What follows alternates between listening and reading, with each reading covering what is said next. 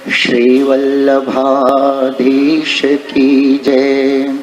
श्री गोसाई जी परम दयाल की जय। श्री गुरुदेव की जय।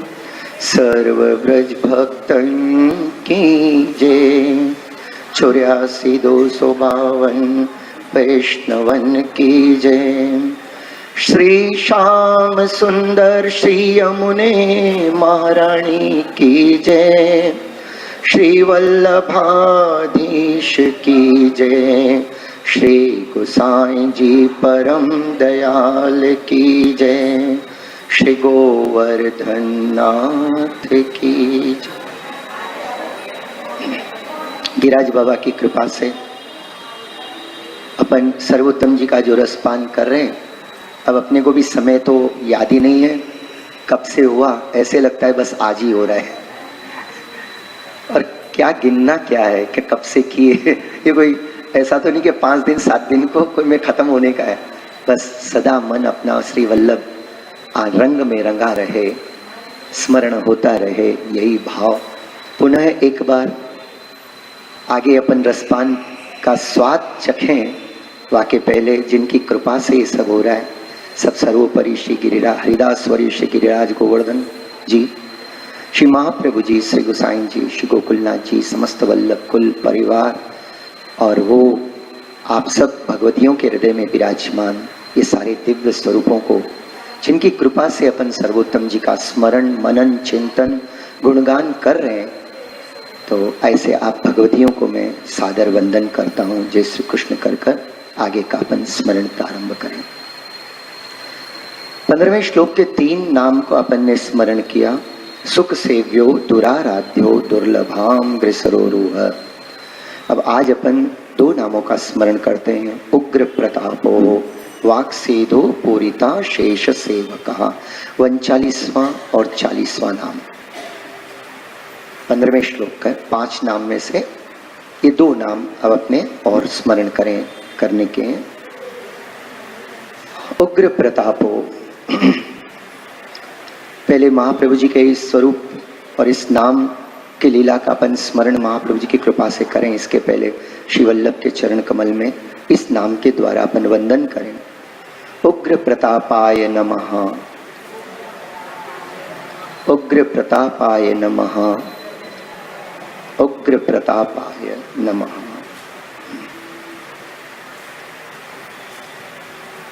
श्री महाप्रभु जी के चरण कमल दुराराध्य हैं, पर भक्तों के लिए तो बहुत ही सुलभ हैं। कभी कभी तो महाप्रभु जी जिनको भक्त जो महाप्रभु जी को भी नहीं जानते हैं, तो भी श्री वल्लभ कैसे उन पर कृपा करते हैं, ऐसे अपन ने 1-2 प्रसंग अब पिछली बार भगवद वार्ता में स्मरण किया था। महाप्रभु जी महाकारुणिक है। दुराराध्य केवल संसार में माने जो नित्य लीला धाम को दैवी जीव नहीं है उनके लिए, उन्हीं के लिए दुराराध्य है। क्योंकि वो कितना भी कहें तो भी उसके बाद पल्ले नहीं पड़ेगी। कारण क्या है कि उसकी गलती नहीं है, उसके हृदय में पुष्टि का बीज ही नहीं है। जब पुष्टि का बीज नहीं हो तो उसमें पुष्टि मार्ग की बात समझ में नहीं आवेगी। तो पुष्टि मार्ग के जो प्रणेता हैं तो वल्लभ के स्वरूप को भी अनुभव नहीं होगा। ऐसे वल्लभ की कृपा से ही अपने को वल्लभ के स्वरूप को ज्ञान हुए। तो महाप्रभु जी ऐसे सबन के लिए दुराराध्य हैं, पर अपने निजजन के लिए महाप्रभु जी बहुत ही सुलभ हैं। तो महाप्रभु जी का स्वरूप माने उग्र प्रतापाय नमः, आपका स्वरूप परम उग्र तेज से द्वारा सम्मिलित है। जब श्री वल्लभ का अपन दर्शन करें तो उग्र प्रताप आए, उग्र प्रताप से भरा हुआ है। यहाँ जो ये उग्र प्रताप, ये नाम महाप्रभु जी के विशेषण को जो दिया गया है, यहाँ तेज से संबंधित है। जैसे अपन ठाकुर जी के लिए कहते हैं ना, कोटि सूर्य समप्रभा, माने करोड़ों सूर्यों के तेज जैसा तेज जिनमें साक्षात प्रकट हो रहा है। साक्षात परब्रह्म पूर्ण पुरुषोत्तम ऐसे अलौकिक तेज वाले।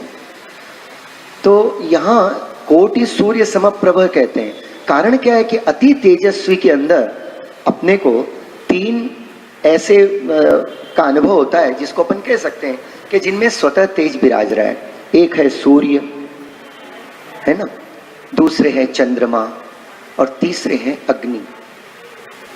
तो इनमें अपने आप तेज है, परंतु जो सूर्य का तेज है, सूर्य का तेज सबसे प्रखर है, सबसे तेजस्वी। सूर्य त्रिलोकी को पवित्र माने तेज से भर देता है, कुछ प्रकाश से भर देता है, ऐसा सूर्य का तेज है। पर इन सूर्य के तेज को अपन जब सूर्योदय का समय होता है तब तो थोड़ा दर्शन कर सकते हैं, संध्या का समय हो तब भी थोड़ा दर्शन कर सकते हैं, आधते सूर्य का अपन दर्शन कर सकते हैं, लेकिन मध्याह्न के सूर्य का दर्शन का तेज उसके सामने देखोगे तो आंखें बंद हो जाएगी, आप देख ही नहीं पाओगे। इतना प्रखर तेज मध्याह्न के सूर्य में जो इतना तेज होता है, ऐसे कई सूर्यों का तेज साक्षात महाप्रभु जी तो कृष्ण ही है, माने करोड़ों सूर्यों जैसा तेज तो आपके स्वरूप में विराज ही रहा है। वल्लभ के स्वरूप का दर्शन भी हर कोई नहीं कर सकता है। अब जैसे सूर्य है ना, तो इनके अंदर एक देव स्वरूप भी विराज रहा है, एक दिव्य स्वरूप विराज रहा है। जैसे वैकुंठ धाम है, ज्ञानियों की दृष्टि वैकुंठ धाम में अति अलौकिक प्रकाश में आलोकमय लोक के रूप में ही देखती है, वहां और जो है उनको नहीं दिखता है, क्योंकि इतना प्रकाश है, इतना प्रकाश है, इसलिए उनको ज्ञान के द्वारा वो कहते हैं वो प्रकाश में है। भगवान का धाम जो है प्रकाश में, उनको प्रकाश ही दिखता है। जैसे सूर्य अतिशय प्रकाश में, लेकिन ये कोई वस्तु ऐसी है, कोई व्यक्ति ऐसा है, कोई देव ऐसे हैं जिनसे प्रकाश निकल रहा है। जैसे कई साधकों को अपन देखते हैं, कहते हैं बड़े तेजस्वी थे भाई, उनका दर्शन किया, क्या तेज। तो ऐसे जैसे तो सूर्य का जैसा तेज इतना अधिक तेज है कि उसको अपन देख नहीं सकते हैं अपनी आंखों से, तो महाप्रभु जी के स्वरूप में तो ऐसे अनंत सूर्यों का तेज है जिनको अपन गिन नहीं सके। अब महाप्रभु जी अगर हमेशा वो स्वरूप के द्वारा अपने सामने प्रकट हो जाएं, या जब भी ऐसे वो स्वरूप में आए, तो अपनी आंखें तो बंद हो जाएगी, तो फिर महाप्रभु जी के स्वरूप को अपन कैसे दर्शन कर पाएंगे। तो उग्र जो महाप्रभु जी का प्रताप है, उग्र प्रतापाय नमः, इसमें दो बात से इस प्रताप के अंदर श्री गोसाई जी का माने हृदय का भाव है, और गोकुलनाथ जी महाराज दो प्रकार के अर्थ बताते हैं। एक तो महाप्रभु जी का स्वरूप का तेज, और दूसरे श्री महाप्रभु जी के स्वरूप का प्रभाव। तो अब ये दो गुणों का अपन एक एक करके दर्शन करें, तो कभी आपको मन में लगेगा, कभी क्यों, आज जैसे मैंने कल कहा था कि आपको महाप्रभु जी के स्वरूप को अपनी ये जो 85वीं बैठक है हृदय की, इसमें पधराना है। तो आप लोगों में से मैं ऐसा मानता हूँ, बाकी मैं पूछूंगा नहीं मैं मानता हूँ कि आप लोगों ने अवश्य ही आज खूब धो पूछ के अपनी ये बैठक को सुंदर सुसज्जित किया, चैत्र के गुलाब से महकाया, और उसके अंदर सुंदर रत्न जटित मखमल के सिंहासन पर मखमल की गद्दी बिछाई, और उस पर अपने मंद मंद स्मित हास्य करते श्री महाप्रभु जी को पधराया। कैसा है वो महाप्रभु जी का स्वरूप। कल मैंने चरण कमल की बात की कि श्री वल्लभ के चरणार बिंद 10 नक्षचंद्र छटा बिन सब जग मान अंधेरो, और महाप्रभु जी के चरण कमल से एक एक नक्षचंद्र से जो तेज उसमें से प्रकट होता है, ऐसे महाप्रभु जी के पूरे श्रीअंग में से अलौकिक तेज प्रकट होता है। फिर भी महाप्रभु जी उतने ही तेज को धारण कर कर अपने को दर्शन देते हैं, तो अपने मन में आता है कि महाप्रभु जी का स्वरूप कैसा होगा। देखो भाई, महाप्रभु जी के स्वरूप का वर्णन शब्दों में करना, ये तो ऐसा है कि कोई बच्चा कोई अच्छे विषय को वर्णन करता हो तो क्या मतलब कर नहीं सकते, फिर भी थोड़ी बुद्धि में कुछ बात आए कि हमारे महाप्रभु जी कैसे होंगे। प्रत्यक्ष वो दर्शन देंगे आपको, तब तो आपको उनका स्वरूप समझ में आ जाएगा। पर जिनको दर्शन दिया है, जिनको दर्शन हुआ है, वो कहते हैं, जैसे हरिराय चरण महाप्रभु जी कहते हैं कि जैसे जल से भरा बादल हो, उसका जो वर्ण होता है ना मेघश्याम वर्ण, और उसके पीछे हजारों सूर्य अगर प्रकाशित हो रहे हो। देखो ध्यान दो, यमुनाष्टक में ये बात गोसाई जी ने भी समझाई है विवृत्ति के अंदर, यमुनाष्टक की विवृत्ति में, कि मेघश्याम स्वरूप कैसा है श्री ठाकुर जी का, श्री यमुना जी का, अब यहाँ अपने श्री सर्वोत्तम जी में श्री महाप्रभु जी का, तीनों का स्वरूप एक जैसा ही है। कृष्ण तन वर्ण गुण धर्म सब श्री कृष्ण के, यमुना जी और श्री वल्लभ के सर्व ऐसे ही।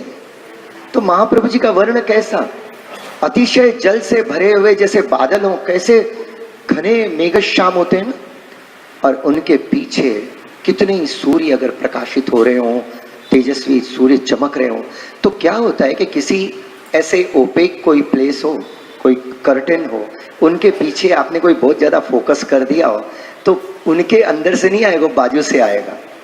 अब आपके हृदय के अंदर श्री वल्लभ विराज रहे हैं आपके बैठक जी में, ये अपनी बैठक है भाई, इसको ताला लगाने की जरूरत नहीं है, क्योंकि अपने को तो हमेशा प्रवेश ही करना है।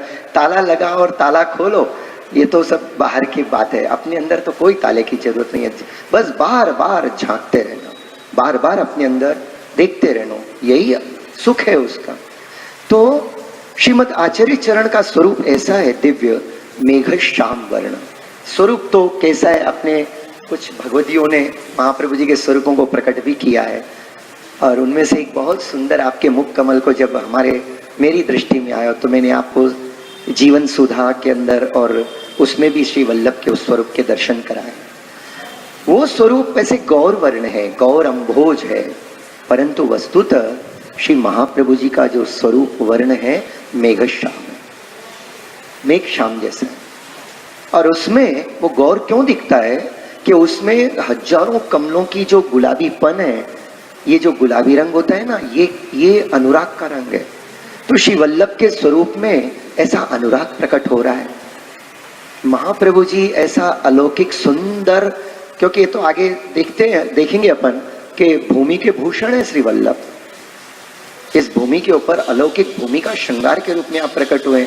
बहुत सुंदर आपका स्वरूप है, और वो स्वरूप मेघश्याम, कमल जैसे नयन, आपके ललाट पर ऊर्ध्वपुंड तिलक और घुंघराली खूब केशावली है आप श्री की, धोती उपर्ण से सुसज्जित, और श्री वल्लभ अपने करुणा कृपा दृष्टि अपने भक्तों पर बरसा रहे।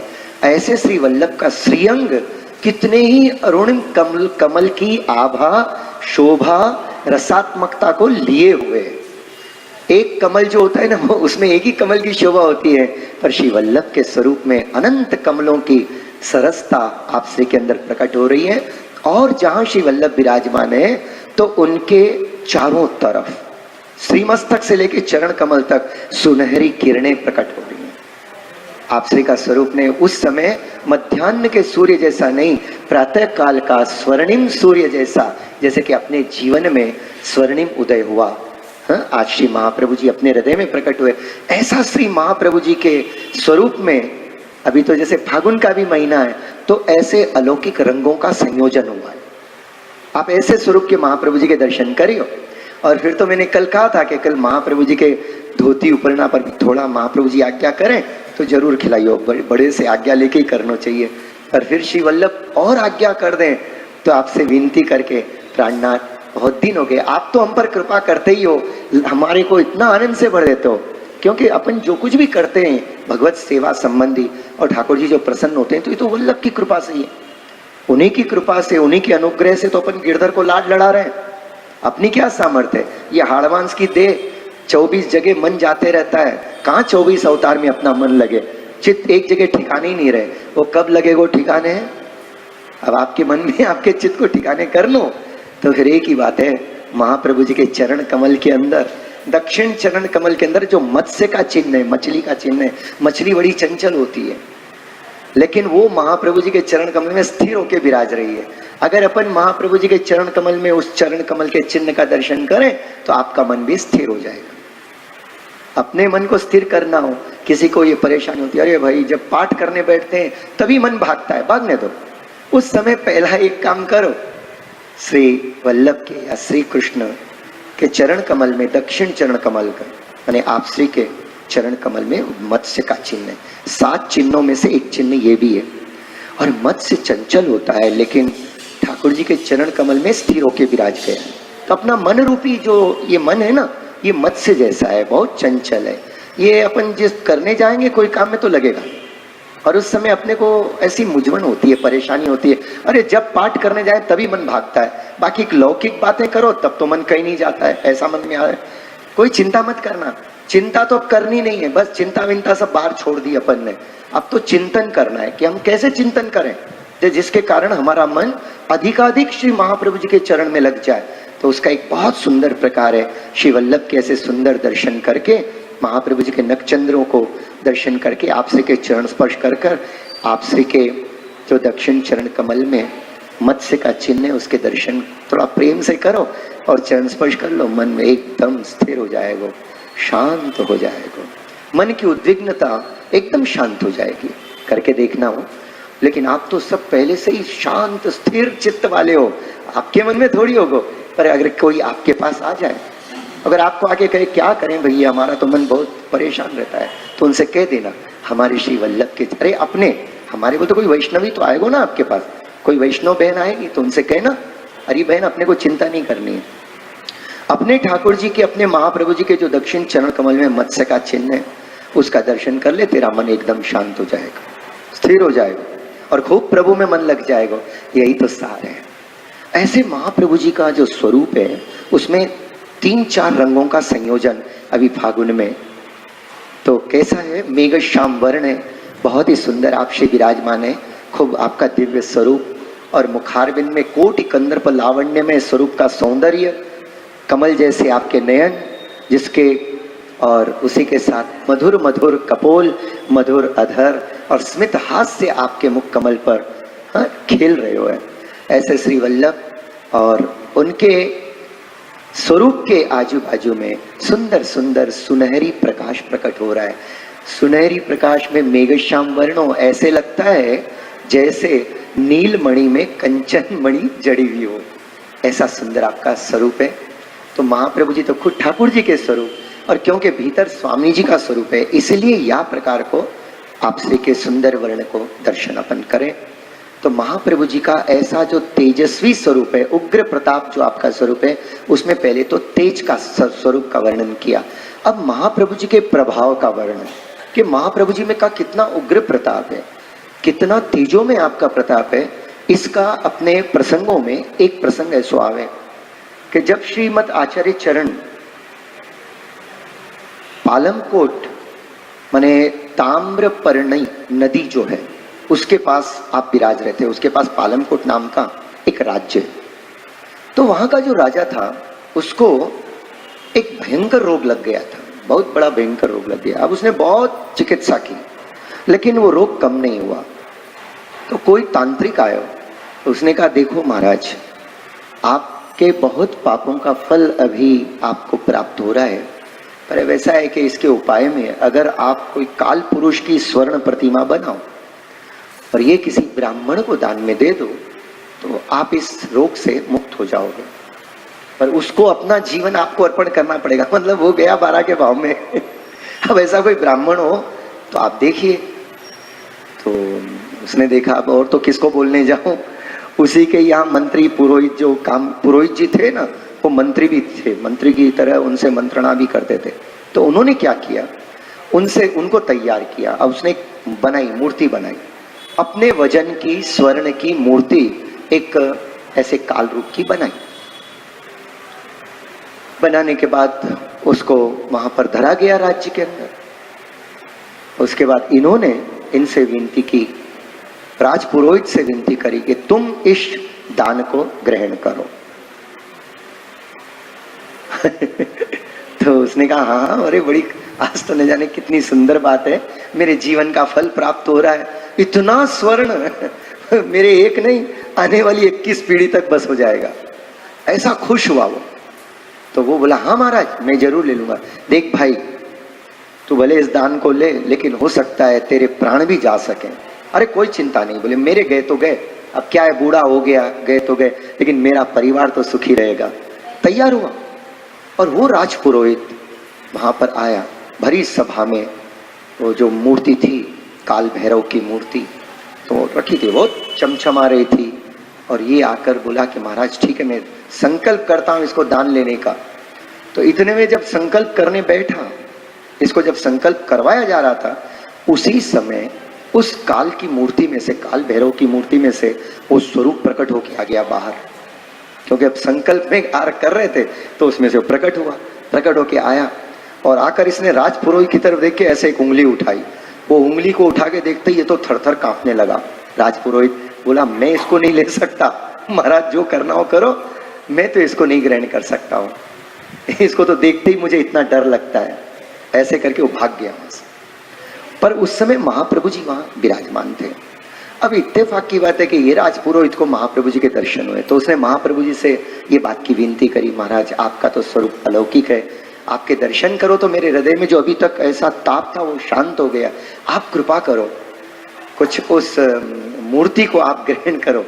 तो महाप्रभु जी ने एक ब्राह्मण को तैयार किया, बोले तू चल मेरे साथ। महाप्रभु जी भी पधारे उनके साथ। भाई किसी का भी कष्ट है तो उसको तो दूर करना ही है। तो महाप्रभु जी आए सभा में। अब जब महाप्रभु जी सभा में आ रहे तो उस समय पूरा पालनकोट के जितना भी राज्य के जो प्रजा थी वो सबकी सभा आई कि कोई ऐसे दिव्य महापुरुष आ रहे हैं कि वो पुरोहित बड़े माने त्रिकाल, वो सब हर प्रकार की पाठ पूजा करने वाले थे, पर उनको भी इसको ग्रहण नहीं कर सके। तो देखते हैं कि ये कौन है और उनके दर्शन करें। कुछ तो उनमें महाप्रभु जी को जानते भी थे, तो उनको महाप्रभु जी के दर्शन करने की एक आनंद भी तो, उत्साह तो, माने पूरा राज्य भरा हुआ, पूरा राज्य का जो दरबार था पूरा भरा हुआ है। और उस समय जब श्री वल्लभ अपने साथ एक ब्राह्मण को लेकर आए तो आते के साथ ही संकल्प करवाया गया। तो महाप्रभु जी ने उस ब्राह्मण से संकल्प करवाया, और जैसे ही संकल्प करवाए तो जैसे पहले हुआ ऐसे ही वो काल भैरव आकर ऐसे उसने वो ब्राह्मण की तरफ उंगली उठाई। महाप्रभु जी पीछे खड़े थे, आपने 3 उंगलियां ऐसे उठा के बताई उसको। जब उसने एक उंगली उठाई तो महाप्रभु जी ने 3 उंगलियां उठाई। उतने में काल भैरव ने वहां से महाप्रभु जी को हाथ जोड़ो, साष्टांग दंडवत प्रणाम कियो और वहां से चले गए। राजा बड़ो प्रसन्न भयो और वाने कही कि महाराज ये क्या बात है, ये उंगली का क्या मतलब। उसने एक उंगली बताई, पहले तो हमारे राजपुरोहित जी डर के भाग गए। आप भी आए तो उसने एक उंगली बताई और आपने 3 उंगलियां बताई, तो इसका माने क्या, इसका मतलब क्या हुआ। तो महाप्रभु जी ने कहा देखो वो पूछना चाह रहा था कि तुम विप्र हो, मतलब ये ब्राह्मण से पूछ रहा है कि तुम विप्र हो तो क्या तुम एटलीस्ट एक काल की संध्या करते हो कि नहीं। अगर एक काल की संध्या करते हो तो तुम्हारे में थोड़ी शक्ति है, तुम इसको ग्रहण कर सकते हो।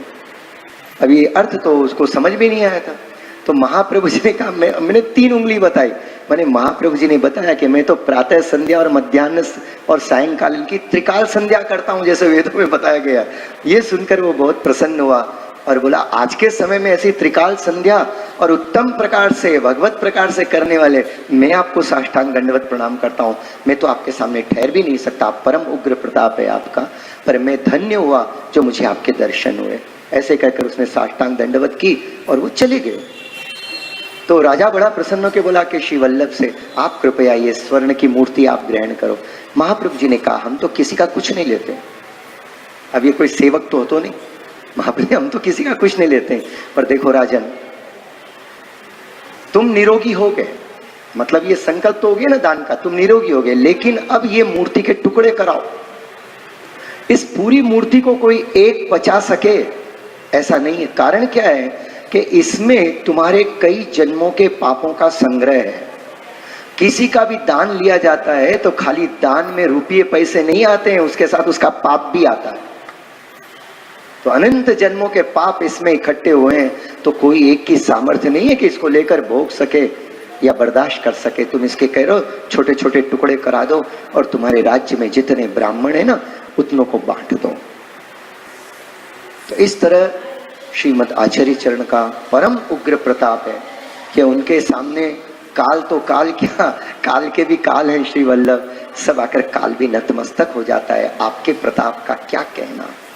ऐसे उग्र प्रताप श्री महाप्रभु जी अपने गुरु हैं, अपने सर्वस्व हैं, अपने स्वामी हैं, और उन वो ऐसे उग्र प्रताप वाले श्री वल्लभ के चरण कमल अपने माथे पे विराज रहे हैं, गर्जना कर रहे हैं। अपने सामने भी कोई प्रकार को समझे, कोई प्रकार को दुख, कोई प्रकार का भूत प्रेत देव ये बाधा आदि कुछ नहीं आ सकती है। और आवे तो घबराना नहीं, श्री वल्लभ का याद कर लेना, उग्र प्रतापाय नमः, उग्र प्रतापाय नमः, प्रेम से याद करना हो, वो तो अपने आप भाग जाएगा। महाप्रभु जी का प्रताप जब आपके हृदय में ऐसे प्रकट हो जाएगा कारण क्या होता है कि जब जीवन में दुख आता है ना, देखो अपन सेवा करते हैं, स्मरण करते हैं, ठाकुर जी से प्रीति करते हैं, धीरे धीरे भक्ति भी बढ़ रही है, नहीं बढ़ रही है ऐसी बात नहीं है। अगर भक्ति नहीं बढ़ती होती तो आज अपन यहाँ बैठकर इतनी शांति से नहीं बैठे होते। भक्ति बढ़ रही है क्योंकि मैं ये मानता हूँ, स्वीकार करता हूँ, मुझे आता जाता कुछ नहीं है, फिर भी आप अपने एक बच्चे को जैसे उसके माता पिता कैसे प्रेम से वो कुछ भी बोले तो सुनते हैं, ऐसे आप लोग इतनी श्रद्धा से सुनते हो। पर मुझे लगता है कि कितनी भक्ति आपके हृदय में विराज रही है। मैं कुछ भी बोलूं तो भी आप बुरा नहीं मानते हो, आप श्रद्धा से सुनते हो। और अगर कुछ है तो ये श्री महाप्रभु जी की कृपा है जो आपके द्वारा प्रकट हो रही है, प्राप्त हो रही है। ये मैं ऐसे कहने के लिए नहीं कह रहा हूं, मैं इसका अनुभव करता हूं।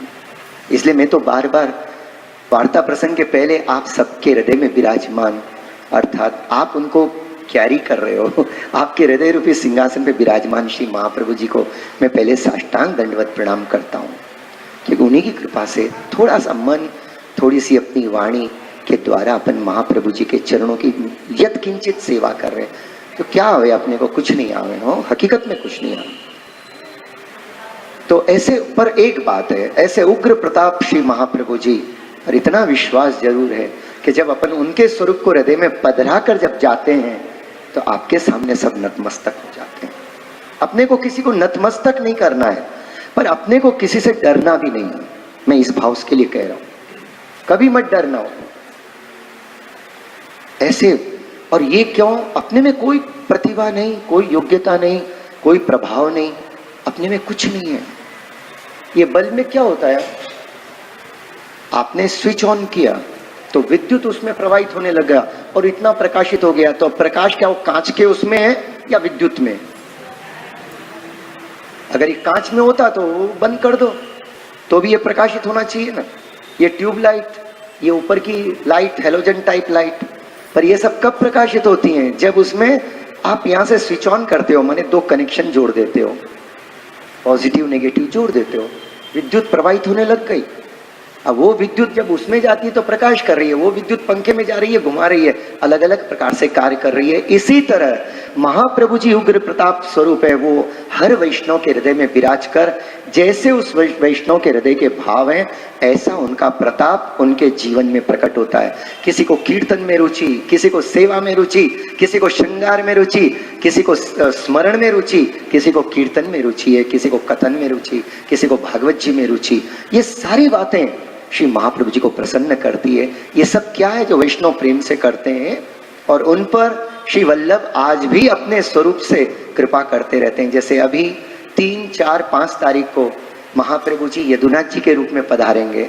हाँ, अभी गोविंद राय जी के रूप में पधारे, किशोर चंद्र महाराज जी के रूप में पधारे, अब यदुनाथ जी के रूप में पधारेंगे और अपने को अपने वचनामृत से अपने हृदय को भरेंगे। आगे का नाम यही है, वाक सिधु पूरी तहा, माने आगे का नाम यही आ रहा है कि महाप्रभु जी अपने भक्तों को अपने अमृत रूपी वचनों से हमेशा भरे रखते, उनका हृदय हमेशा रस से भरा रहता है। पर मेरे भाई बहन, परम आदरणीय वल्लभीय, जीवन में कभी किसी से काल, कर्म, प्रारब्ध, हाँ, अपने कुछ भी होए, अपन ने कर लिया जाने अनजाने, लेकिन आज से डर बंद कर दो, डरो मत, कोई बात से मत डरो। और सब कुछ तो अपन ने प्रभु को समर्पण कर दिया है, अपना है क्या भाई? ये देह तक अपनी नहीं, जिसके अंदर बैठ के अपन ने इतने साल बिता दिए, वो देह भी अपनी नहीं। अगर अपनी होती तो अपन जब तक चाहते रख सकते, इसको कुछ भी बिगाड़ने नहीं देते, लेकिन वो अपने हाथ की बात नहीं है। जो होना है होगा, जब जब जो होना है होगा, होने दीजिए ना, क्या फर्क पड़ता है। पर इस देह को धारण कर कर, मनुष्य देह को धारण कर कर, उसमें भी वैष्णव होकर, वो भी महाप्रभु जी के सेवक होकर, जो अपन ठाकुर जी का सेवा, स्मरण आदि करते, प्रभु का हृदय में ध्यान करते हैं, इससे बड़ा सुख और इससे बड़ा परम फल और क्या हो सकता है जगत में? कुछ नहीं। सारे साधनों की चरम सीमा, जैसे सब नदियां भारत के किसी भी कोने से प्रकट होती नदी आखिरी में जाके समुद्र में मिलती है, इसी तरह सब भक्त जो अपने अपने स्तर पर जो साधन कर रहे हैं, स्मरण कर रहे हैं, सब जाके आखिरी में श्री महाप्रभु जी, ठाकुर जी के चरण कमल में मिल जाते हैं। आप जहां भी करो, जो भी करो, लेकिन सिद्धांत से विपरीत मत करो, सिद्धांत निष्ठ होकर करो। तो बस जो महाप्रभु जी ने बताया, भले एक दो बात ही समझ लें, 50 बात समझने की जरूरत नहीं है। और अपने को तो बस एक ही बात कि श्री वल्लभ के चरण कमल का उग्र प्रताप है, वो अपने हृदय में विराज रहा है। तो इस नाम के द्वारा जब अपन इसका स्मरण करें तो मन में एक भावना रखें कि अब हमें किसी से डरना नहीं है। अब डरना नहीं है, वो तो तलवार लेके चलना भी नहीं है अपने को तो भगवत नाम का प्रताप और भगवत नाम का झंडा लेकर चलना है। वो ध्वजा अपने को हृदय में धारण करनी है। और वैष्णव, जैसे मैंने अभी आपको बताया कि दक्षिण चरण कमल में मत्स्य का चिन्ह है, उसको आप स्मरण करो तो हृदय स्थिर हो जाए। ऐसे ही आपको और एक बात बताऊं कि प्रभु के वाम चरण कमल अगर आप दर्शन करो तो उसमें ऊपर भाग पे, जैसे कि यहाँ का जो भाग है वहां पर एक ध्वजा जी है, एक ध्वजा टाइप, केसरी ध्वजा। अगर अब वो ध्वजा का क्यों प्रभु ने ये ध्वजा धारण कर अपने चरण में पधराई है, तो श्री महाप्रभु जी सुबोध जी में कहते हैं, आप आज्ञा करते हैं, अपने भक्त को अभय दान देने के लिए श्री ठाकुर जी ने अपने चरण कमल में ध्वजा को स्थापन किया है। और भक्त जब उस ध्वजा का दर्शन कर लेते हैं, उनके जीवन का सारा डर खत्म हो जाता है। काल भी आकर उनके सामने नतमस्तक हो जाता है। भाई काल की भी कोई प्रभाव नहीं, कोई बल नहीं कि उनके सामने वो कुछ कर सके। ऐसे श्री वल्लभ का उग्र प्रताप वैष्णव सदा अपने हृदय में धारण कर कर ही सर्वत्र विचरते हैं। इसीलिए वैष्णव का एक प्रमुख लक्षण होता है निर्भयता। एक तो निर्भयता, ये बाहर अपने कार्य में दिखती है। अब वैष्णव का हृदय तो रस से भरा है, आनंद से भरा है। क्यों? तो अब जो आखिरी का नाम है, माने इस श्लोक का जो अंतिम नाम, जो अपने क्रम से 40वां नाम आ रहा है, वाक सीधु पूरिता शेष सेवकः। तो इस नाम को पहले अपन वंदन करें। वाक सीधु पूरिता शेष सेवकाय नमः। वाक सीधु पूरिता शेष सेवकाय नमः।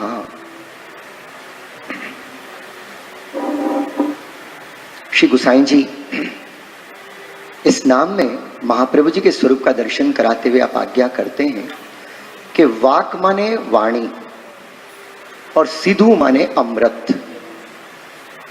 तमारा गुजराती मां सीधु माटे माने सीधु माने वो सीधु, हाँ चलो उसी को लेते। तो भाई जिसको तुम सीधा देते हो उसके लिए तो अमृत स्वरूप ही है ना, उसका तो पेट भरता है। भूखे कोई भी व्यक्ति को आपने थोड़ा सीधा दिया, सीधु माने दिया आपने, अमृत स्वरूप है।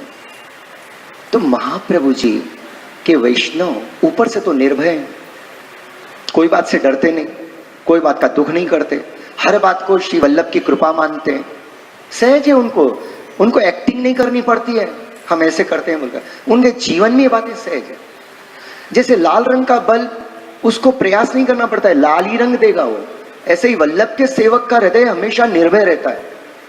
पर साथ ही साथ दूसरी बात है कि वाक सीधु पूरिता शेष सेवकः। बोलते ऐसा है बहन, लेकिन इसमें 4 शब्द है। देखो, एक है वाक, दूसरा है सीधु, तीसरा है अशेष। शेष नहीं, अशेष। अशेष बोलने को ऐसा बोलेंगे, लेकिन उसमें से अ इसमें आएगा। वाक सीधु पूरिता माने वाक माने वचन, सीधु माने वचन रूपी अमृत से, पूरिता माने भरपूर कर देते हैं, हमेशा पूर्ण कर देते हैं। तो शेष सेवक अपन बोलते हैं ना, वो ऐसे अशेष सेवका। अशेष माने सब, अशेष माने ऐसे नहीं कि 84 वैष्णव 252 वैष्णव उस समय थे। अशेष माने आज तक और लास्ट मोमेंट तक जो भी देवी जीव नित्य लीला से बिछड़े, उन सब को ये अशेष में आ जाते हैं। वाक सीधु पूरिता शेष सेवका, उच्चारण ऐसे करते अपन, वाक सीधु पूरिता शेष सेवका, लेकिन वाक सीधु पूरित अशेष से पूरिता अशेष सेवका ऐसे आता है। समझ में आई नाम? वाक माने वचन, सीधु माने अमृत। देखो ये वचन में कितना प्रभाव है ना? वचन से अमृत भी बरसता है और वचन से और भी क्या क्या जाने बरस जाता है जरा देख के देख लो। थोड़े वचन में अमृत नहीं भरकर थोड़ा जहरीली वाणी बना ले अपनी, और थोड़ा 2-4 बार प्रयोग करके देखो फिर क्या हालत होती है। सब छोड़ दे रहे हैं अपने को, हमेशा अपने से 10 हाथ दूर रहेंगे नेचुरली। पर श्री वल्लभ के चरणों में सब दौड़े दौड़े चले जाते हैं। क्यों? कि आप श्री के वचन अमृत स्वरूप है। और आप जब अमृत की वर्षा करते हैं तो उस समय सबके सब भक्त सब भूल जाते हैं, कुछ याद ही नहीं रहता है, बल्कि 2-2 4-4 घंटे कहाँ निकल जाएं उनको पता ही नहीं चलता। महाप्रभु जी के जैसे अमृत के सागर में डूबा हुआ हो और उसको जैसे अमृत पान करने के अंदर कोई समय का भान नहीं रहता है। पर वैष्णव, यहाँ मैं आपको एक बात याद दिलाना चाहूं कि भागवत जी की कथा कहने के प्रारंभ के मंगलाचरण में जब सुखदेव जी मंगलाचरण करने जा रहे हैं, उसके पहले देवता लोग ऊपर से आए, स्वर्ग से एक सुंदर कलश लेके आए और आकर सुखदेव जी महाराज से कहा कि भगवान, आप ये कलश में हम अमृत लेके आए हैं, तो ये अमृत आपको राजा परीक्षित को अमृत पिलाना है ना, तो आप ऐसे करो, स्वर्ग का अमृत राजा परीक्षित को पिला दो और ये जो भागवत अमृत है ये आप हमारे यहाँ चलो, नंदन वन में आपको इससे भी ब्यूटीफुल हम आपका एक स्टेज बनाएंगे, वहां पर आपको पधराएंगे। सुखदेव जी महाराज बोलने लगे, ये क्या बोल रहे हैं पागल लोग आपने विचार किया कि कहाँ हीरा और कहाँ कांच की मणि, कहाँ भगवत रस रूपी हीरो और कहाँ ये स्वर्ग का अमृत रूपी ये कांच का टुकड़ा, जो पीने के बाद भी तो सब देवता भी तो मरते ही हैं, देह तो छूटती है, कुछ समय के लिए वो आरोग्यवृत रहते हैं, लेकिन तो यहाँ कहीं अमृत के रूप से आप लोग ऐसे मत समझना हो कि भूमि पर अमृत नहीं है। आजकल तो भूमि पे भी बहुत नमूने के अमृत चलते हैं, वो है कि नहीं है, लेकिन लोगों को तो लगता है वो beautiful, eat drink and be merry. बेचारे लाइन बना के खड़े रहते हैं, देखो आप कभी गुजरने का टाइम पड़ जाए देखिए, और कहीं नहीं दिखेंगे आपको, वहां पर लाइन पे लाइन खड़ी है और कितने डिसिप्लिन में। हम जाते हैं ना तो 2-3 दुकानें हमको मिलती है, भाई वो क्या है, भूतल का आज का कलयुग का अमृत है, जिसके अंदर लोग अपने होश हवास घुमा देते हैं, न जाने रात किधर निकल गई। जैसे अभी मैंने कहा था कि महाप्रभु जी के वचनामृत का सेवन करते करते जो वल्लभ के चरण में बैठते थे, उनको भी 3, 4, 5, 6, 7, 8 घंटे सारी रात किधर निकल जाती पता नहीं चलता। लेकिन कल जितना आनंद था उसके आज रोम रोम में और आनंद द्विगुणित हो जाता था। ऐसा अलौकिक प्रभाव आप श्री के वचनामृत के अंदर। तो श्री वल्लभ जब भी वचनामृत करते हैं, और फिर देखो आपका स्वरूप कि आप दमला जी से कहते हैं, दमला भगवत वार्ता करी बड़ी वेर हो गई, और सवेरे से लेकर रात तक यही करते, फिर भी आपको लगता आज तो मैंने भगवत वार्ता करी नहीं। और जब श्री वल्लभ के वचन जब प्रकट होते, ऐसो अमृत बरसतो। वैष्णव, आज मैं एक बात आपको मन में यहाँ बताऊं, आपके मन में आएगो कि कितने धन्य भाग्यशाली 84 वैष्णव के जिनको महाप्रभु जी थोड़ा सा विश्राम कर कर उनको वेणु गीत युगल गीत की रस वर्षा बरखाते थे, वो वाक सिद्धू उन पर प्राप्त होती थी। कहाँ हम ऐसा मन में आए तो मत लाना हो। आज महाप्रभु जी की वाणी उनके षोडश ग्रंथ के रूप में वही अमृत बरसा रही है, सुबोधिनी जी में वही अमृत बरसा रही है, आपके वचनामृत में वही अमृत बरसा रही है। उस अमृत की आज भी कमी नहीं है। अपन जितना चाहें, जब चाहें, जब श्री वल्लभ के कोई एक ग्रंथ को लेकर बैठ जाओ, आज वही अमृत अपने जीवन में अपने सामने साक्षात प्रकट हो रहा है। जो आज के 500 साल पहले स्वरूपतः महाप्रभु जी ने प्रकट किया, वो आज महाप्रभु जी अपने ग्रंथों के द्वारा, उसमें भी तो महाप्रभु जी के वचन रूपी अमृत ही तो है। जब अपन कहते हैं सर्वदा सर्वभावेन भजनीयो व्रजाधिप स्वस्यायमेव धर्मो हि नान्यः क्वापि कदाचन एवं सदा स्म कर्तव्यम स्वयमेव करिष्यति प्रभु सर्वसमर्थो हि ततो निश्चिंततां व्रजेत्। जब अपन ऐसे कहते हैं तो ये महाप्रभु जी का वचन रूपी अमृत ही है, वाक सीधु है, जिसका अपन आज भी सेवन कर रहे हैं और अपने को हृदय में आनंद आता है। पर जब इसको समझ के करना चालू करें तो फिर पूछना ही क्या है, अवर्णनीय हो जाता है। श्री वल्लभाधीश की जय, श्री गोवर्धन नाथ की। आज यहाँ 15वां श्लोक श्री गिरिराज बाबा के चरण कमल में महाप्रभु जी को वंदन कर कर अपने हृदय में पधराएंगे, वहां नहीं, अपने हृदय में। श्री गोवर्धन।